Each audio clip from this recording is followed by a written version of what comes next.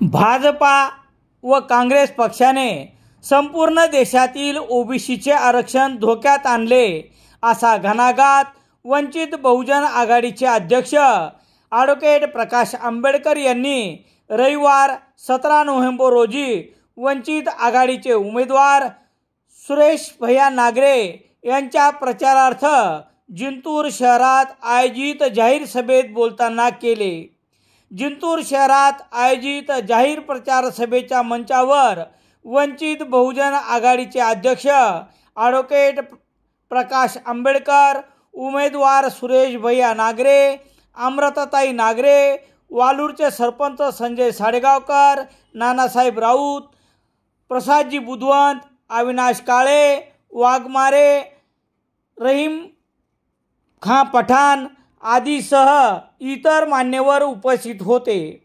जनसमुदायाने खचाखच भरलेल्या या प्रचार सभेला संबोधित करताना ते म्हणाले की सर्वोच्च न्यायालयाने दिलेल्या निर्णयात स्थानिक स्वराज्य संस्थेच्या निवडणुका घेऊ शकता असे सांगितले होते। मात्र स्थानिक स्वराज्य संस्थेच्या मतदारसंघात ओबीसी प्रवर्गातील मतदाराची जनसंख्या माहीत नसल्यामुळे ओबीसी प्रवर्गाला 27% आरक्षण देता येणार नाही असे म्हणत सर्वोच्च न्यायालयाने या स्थगिती दिल्याने स्थानिक स्वराज्य संस्थेच्या निवडणुकीत ओबीसीला आरक्षण राहणार नसल्याचे सांगत भाजपा व काँग्रेस पक्षाने ओबीसीचे आरक्षण धोक्यात आणल्याचा घणाघात करत आरक्षण वाचविण्यासाठी तसेच देवदेवताविरुद्ध अभद्र वक्तव्य करणाऱ्याविरुद्ध कायदा करण्यासाठी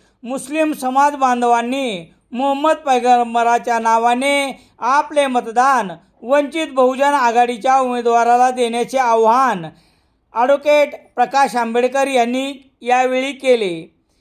यावेळी उमेदवार सुरेश भैया नागरे यांनी मतदारांना बदल करण्याची हाक देत माझ्या पाठीशी उभे राहून निवडून देण्याचे आवाहन केले, तर त्यांच्या धर्मपत्नी अमृताताई नागरे यांनी आमच्या श्रीमंतीचा खोचक प्रश्न आपल्या पद्धतीने विशद केला। तसेच अस्तित्वाच्या आणि विकासाच्या लढाईसाठी आम्ही निवडणूक मैदानात उतरलो अशी ग्वाही दिली।